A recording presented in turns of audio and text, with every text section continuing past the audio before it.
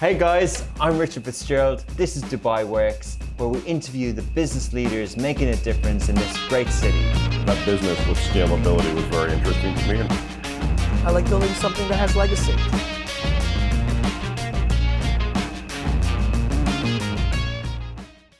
Good afternoon and welcome to another episode of Dubai Works Business Podcast. This week I have a very honorable guest, Rizwan Sajan, the founder and chairman of Danube Group. Over the last 27 years, the company has charted a path that transformed from being one shop and one employee to a global company with over 3,500 employees, 50 locations in 9 countries worldwide, including UAE, Kuwait, Oman, Bahrain, Qatar, Africa and India. Danube Group occupies more than 5.5 million square feet of land in Jebel Ali Free Zone. The warehouses across UAE stock more than 50,000 products, and the company recorded a turnover of $1.3 billion in 2019. Wow, what a success story. On this week's show, though, we're really interested to talk to the chairman about how the group has brought back salaries, the first company in the Middle East to not just bring back salaries, but to pay back the salaries cut during COVID-19, and then touch a little bit on how they built this building company, and also Rizwan himself being an inspiration for many entrepreneurs. So thank you so much for your time, Rizwan.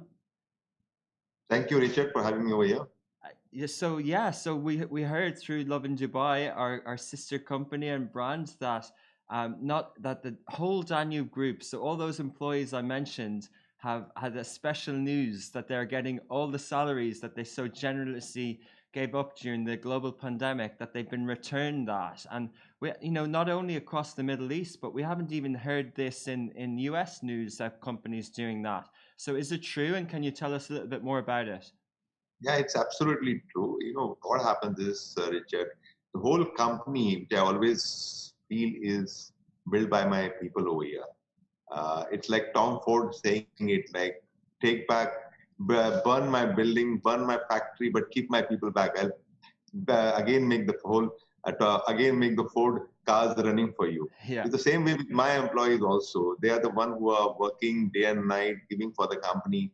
And this was the first time in my life that I've ever cut salary of somebody. It was really bothering me, hurting me. But as the time went forward further, we started going into the market, motivating the people, getting the business a little bit back on track, not as much as what it was the pre-COVID layer, but it was not bad. We were able to survive and manage. And then one day I decided with all the management team, I'm not going to hold this salary, whatever salary which is detected, let us pay back. So this was a gesture of goodwill, which I'm very happy that I made that decision, because I know that God will reward me more than that.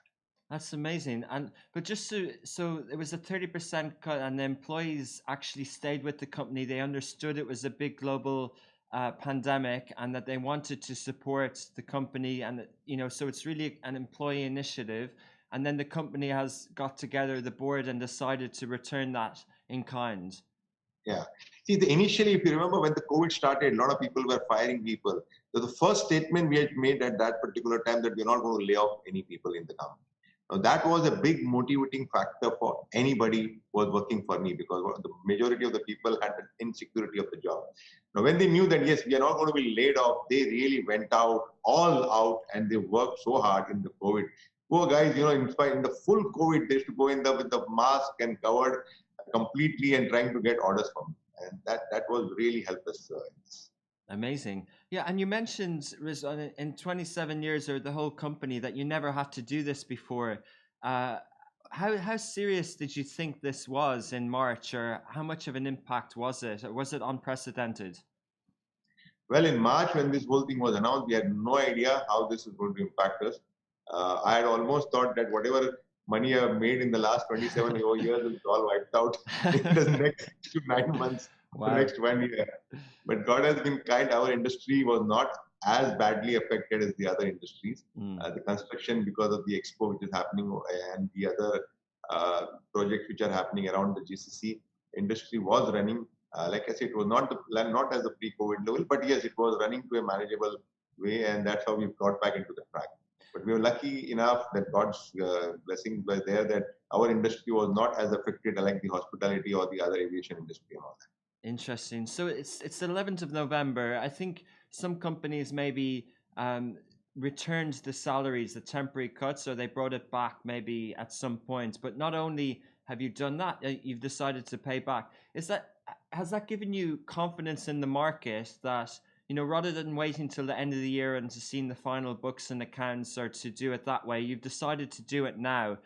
Does that mean that that you're happy with the performance of the company this year, or is it more that's like I said, the performance is good enough, not as good as the pre-COVID level, but good enough for me to sustain. And if you remember, in India, we celebrate Diwali. yes. So this was a festive season. I said, what better time it could be than distribute before the Diwali. So, you know, we have a majority of the non-Muslims working with us, so we're very happy with this. Amazing. It's like a big bonus there. Amazing. So that's a nice gesture. That makes sense now. That's really kind. That's really good. So basically, for people who are familiar with your brand in different ways, whether it's through buildings or the construction, or also the Danube home, the retail spaces that we shop in, can you just give a little bit of a context and to the scope and the size of the company? Well, Danube has big three verticals. The first one, which was the Danube building material, which was formed 27 years ago. That today is by far I would say, the number one building material company in the whole region. Then 2008, exactly like how we have this pandemic crisis, we had the Lehman Brothers crisis at that particular time. 2008, 2009, my first store was opened during the crisis because I had already conceived that idea about the denim home much before. And when we opened the store, everybody was thinking this boss has gone mad, that everybody is firing people and left and right. People are closing down their business and he's expanding his business. But anyway, I had to go out and open it because everything was ready over there. So Danube Home was established in 2009. Danube Home deals in all the interiors and home furnishing of the material which is required in the house. So, you know, after that, in 2012, we started our property business, 2012 to 2013, 2000 end of 2012 to 2013. So 7 years ago, we started our property business because at that time, the market settled down.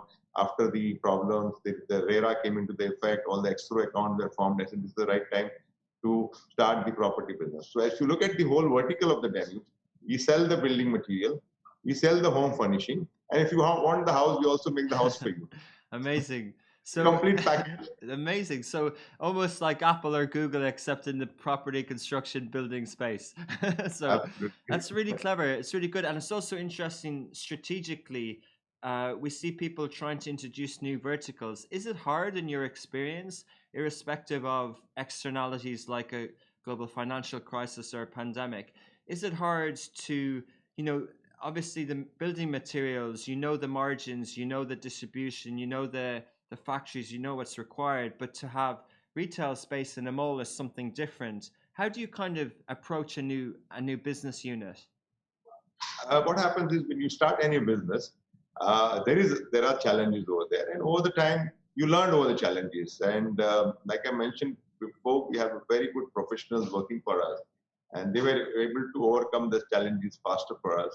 And today, if you go to any of my denim home stores, Richard, I want you to try this. Go as a surprise visit for me, and then you see the service level you will get over there. The people are so much motivated that they won't let you go until you buy something from there. And after you buy from them, they'll ensure that you get a full service over there. I'm sure Rizwan, they're extra motivated today on this positive news. But no, that's really interesting, and I can see that that's part of the culture, and those type of things from the service level might lead to decisions like this. So it's very interesting.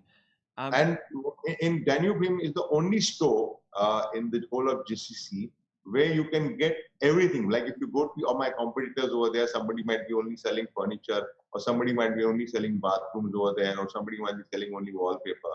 Here you go, you get A to Z. I mean, you get your wall covering, you get your curtains, you get your flooring, you get your glass, doors, windows, furnishing, garden furniture, everything under one roof. So you just enter the shop, and when you take a new house, you just go there and pick up whatever you want, and all the accessories what you require, like the bed sheet, the pillows, the cutlery, everything under one roof you get to furnish your house. That's amazing. I'll pay more attention to it now that I understand the background. But just in terms of Danube Group, I mentioned JASA, is that where all the materials for the region comes through? Is that where the main sort of warehousing is?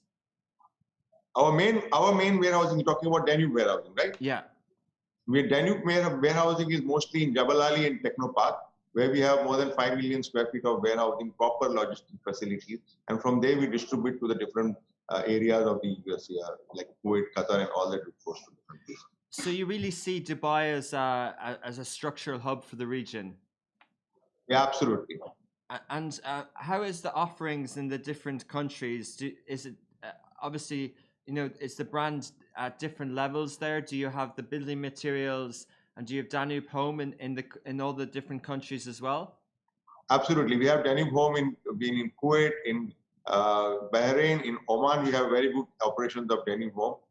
So majority of the places we have our Danube Home operations also, and including India also we have Danube Home. Okay, amazing. I want to touch on entrepreneurship and some of the acknowledgements. So we just have to talk about one more vertical, which is the properties. Oh yes, I just want please. to mention, you know what happened was when we started this properties, it was a very tough time because everybody was selling the properties and majority of the properties were sold of a very, all the villas and high properties were sold or big values properties were sold in the market. Yeah. But then we thought to ourselves, let us not do something everybody is doing. Let us focus on 80% of the expats who are still living in the rented apartment. Okay. And we decided to focus on them and came out with a smaller pricing apartment. That means if you go to Danube Properties, we start our apartment from 300,000 dirhams only.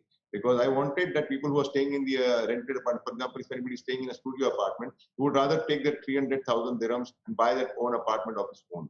Now, that also was a challenge because majority of the expats don't have this money of 300,000 dirhams to pay. And how do we do that? So we came out with a plan of only paying 1% per month. That means you pay 30,000 dirhams as your down payment, and then you pay 1% for me, 1% per month for the 6, 7, 8 years. So absolutely, there's no burden on the finance for the expat, and you are getting your own property to stay in it. Amazing. And that was a major success because majority of the people who were staying in the rented apartment, they started buying the property from us. So do you offer the financial product, or is that because you're the developer, so you can do that arrangement with the clients? That's correct. I do the arrangement with my bank and I pass it on to the customer. Okay, very interesting. But again, showing innovation in the retail space, but I think it's inspiring to see that there's a cohort of people that you've identified that can have a new offering in the market and create a business model around it. That's correct. And Rizwan, we often, I know you have Danube in India as well. And of course, it's a country that's a large population compared with the UAE, but also very close to here. And in recent years, it's known globally as a real emerging market. There's a lot of investments. There's a lot of big economy coming out of India. How do you see that relationship between the GCC and India in terms of business? Do you think that they can grow successfully together? India is a huge market, but also a very challenging market. It's not an easy market. I mean, as much as people think that India is an easy market, no, because the competition level is very high. There are a lot of other complications to be. But again, these all challenges can be overcome. But if you enter India, I mean, there is no looking back. If you're successful over there, the market is so big that it can make the business can grow 10 times over there. It's just that you need to find the correct formula and to ensure that you work with that formula and be successful. We just entered India 1.5 years ago. So we're just trying to still study the market. And once we are ready, we'll go all out and in all the cities in the India market. How did you enter it? With your 3 verticals or one at a time? Only at the Danube Home. Only as Danube Home because we felt there's a huge scope for retail. And we opened our first shop in Hyderabad 1.5 years ago. Okay, interesting. So as you said, you're kind of dipping your toe in and ready to go all in. And does each... Absolutely. Yeah, it's very interesting to hear and to see that Dubai is a springboard for such a big market and opportunity in India. Opportunity is huge, but challenges are also huge. Like I said, it's not going to be easy. It's not going to be a cakewalk for me. But yes, we are working towards it. We hired some very important people, very professional people, and I'm sure they'll work out some formula that's going to be successful. So the model is very successful in GCC, just that we have to replicate a little bit of changes over there and make it happen. And what about, there's an issue with Zoom. Sorry. What about Saudi Arabia? Is that a market that you're looking at as well? Saudi Arabia, we're already there. Okay. It's not in a big way, yes, but we're already over there. And it's a good market to be in. I love Saudi Arabia because the market is big, the people are there, they have money also. Yeah. So we will also be expanding over there. But at the moment, we have a small presence over there. Our major focus is now in the whole UAE market, Oman, Bahrain, Qatar, and Kuwait. Okay, interesting. It's great to hear. It's inspiring talking to you about, emerging middle classes and obviously wanting homes and property and aspirational. And Rizwan, I have a list of acknowledgements that you've received. I don't want to kind of flatter you but top 50 most powerful Indians in the UAE by Arabian Business, listed number 7 of the top Indian leaders in the UAE by Forbes, Middle East acknowledgements from Gulf Business, Star Business Leadership Award 2017, Visionary of the Year, CEO Awards, Hamad bin Rashid Al Maktoum Business Excellence Award. I could go on. That's enough. That's enough. I know. I didn't want to flatter you, but I just wanted to set the context because you really are an inspirational leader. And what sort of advice do you have for entrepreneurs or people who want to emulate that success? I think one thing when I go for any of these talks where I have to give that inspirational talks, the most important thing which I will tell everybody, there is no shortcut to success because everybody thinks that, they want to make the money very fast. So that's not going to happen. You need to start slowly and most important, try to gain an experience in whatever field you want to be. You want to become a restaurant owner or you want to become a fashion designer or you want to become anything except but you need to take an experience working in a good company. Make sure that you know in and out. For example, if you want to start a restaurant, make sure you work in the kitchen, you work in the work as a waiter over there, understand the whole thing, what the customer sentiments and then decide to have your restaurant. And then it will be much easier for me. Like when I started this business of building material, I had worked for Bangkok for 8 years, and that's where I earned the experience from a counter salesman to become the manager of the company. So exactly I knew what's happening. And how do I manage the business? And it was easy when I started my own business. Although I didn't have the money, but the experience taught me as to how to move forward with every challenge which I faced. It's very interesting you mentioned. Was there another option back then? Were people doing VC or startups or trying to make the quick buck, or was the way that you did it the way that was kind of the only option at the time to kind of work hard and organically? Option means when we started the business, I started as a broker. I didn't have the money. The only money which I had was 100,000 dirham, which I saved from my 8 years of working. That 100,000 dirhams I put into a brokerage company. For that, I bought rented an office, bought a car for me, made a trading license, and which 50,000-60,000 dirhams already gone with that, and 30,000-40,000 which was remaining. I told my wife, this is the 6 months of our savings, which we need to use it very carefully to buy a ration, because after that, I will not have that money. Wow. And in 6 to 7 months, if I don't make this money, then I'll start looking for a job. And that's how I started my company. Amazing. I love the way you remember all the exact numbers as well. True. It shows very, very business acumen. But because I've been speaking about this many times. It's back of my mind that what I had in mind and what I spent and what I exactly gave it to my wife to manage that for 6 to 7 months of that time. Amazing. How important do you think is that entrepreneurial spirit in India and the UAE and the GCC? Do you think that this is the fundamental of an improved economy and prosperous life for people in the future in this region? It's a very good thing. If you feel that you have the quality of becoming an entrepreneur, you should try. Of course, today is not the right time to go into an entrepreneurship because the markets are much more challenging. But if then the market improves after a couple of years, yes, if you have that qualities in you, you should definitely try at the right age, because after you cross 40, 45, then if you try and if you fail, then you are in a bigger problem. So the right age for you to try as an entrepreneur should be in the range of 30 to 35, or 30 to 40, I would say. Because by 30, you have gained some experience. And before that 40, if you try, you have a chance, because you have that energy level, you have that vision, that your brain is working more stronger, and you can definitely do it better compared to what you would do after 50. Interesting. And how do you still innovate? How do you still stay on top of it and the size of the company and the different verticals? Do you empower leaders throughout the business? Like every vertical which we have the top professionals managing over it, and they are on top of it. Like example, Danube Home or Danube Building Materials, Danube Properties. If you have to take Danube Home or Danube Building Materials, people travel across the world to different exhibitions, trying to figure out what are the new products coming in the market. We try to introduce the market. We have the consultants. We talk to them on a regular basis. Ensure that our products are used not only in the Burj Khalifa apartment, but also even to a small villa owner, this product goes to them. In the properties also, we have a very top professional working over there, Mr. Atif, who is my partner in that company. He also is on the top of the world. If you call him at 9 o'clock, 10 o'clock, he'll be working and making sure things are in order. So very good work ethic. We have to be, today is the time where you cannot take it anything easily. More challenging times, so much more hard work is required for everything you do. Okay, amazing. And in addition to this news that we heard, you also said that you're hiring again now, so that's also bringing confidence back into the market. Is that kind of recognizing the current climate we're in, or is it, are you confident about a vaccine? And how do you view sort of the next few years in the region? Why we are hiring is, we are not expanding anything. We are not opening many stores or anything like that.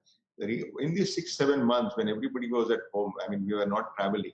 Otherwise, what was happening is out of the 30 days, you're traveling 15 days, then you're busy in your expansion and all that. But this particular 6-7 month time gave us a lot of time to think, consolidate, figure out where are the chances more expansion possible in the same business which we have. Okay. Like for example, we have a flooring division, but we decide, flooring, we have a certain division, but we are not targeting the projects. So we need to hire some people who will go for the project. So that way there were so many opportunities in our own business, which was missing. We were doing well, but because we realized when we analyzed that this is a competition who is doing so much business in that particular field, which we are missing out in. What is he doing? So let's figure out. And then we started analyzing the whole thing, and I said, okay, let's do with the own whatever right resources we have. We want to make it at the moment maybe at 60%. We probably try to make it 70-80%, so that and that is the reason we are hiring more people. Okay. Rather than opening new stores or opening new properties and all that. It's investing in your existing business units and models and reinvesting in the business, as we've seen with the salaries giving back. So just a final question. I won't take up too much of your time, but there's some trends in prop tech and different types of concepts in the US about quickly built up apartment units and houses of prefab things. And how do you view those sort of trends and how do you assess them as a leader? Yes, that trend might come. At the moment, it has not come because we haven't got the approval from the authorities over here. But eventually, it will come over here, bring that for prefab houses and the fast-moving houses. But for some reason, we haven't got the approvals yet, and we are watching it very carefully, discussing with the authorities. As soon as we have it, we'll do it. You're keeping a close eye on it, as I would expect. Rizwan, it's a pleasure talking to you, and it's great to see the positive news, and that's what Love in Dubai is all about. So congratulations to all the employees of Danube Group, and hopefully they will contribute to the economy, and we'll all have a good nice Diwali that passed, and also a festive period for everyone. And I also want to congratulate Love in Dubai. You guys are doing a wonderful job giving us the news across the whole what's happening in Dubai and across the world. So keep up the good work. Please congratulate the whole team from my behalf. That's very kind. Thank you very much. Thank you, Richard. Thank you. Bye-bye. All the best. Hey guys, I'm Richard Fitzgerald. This is Dubai Works, where we interview the business leaders making a difference in this great city. That business with scalability was very interesting to me. I like building something that has legacy.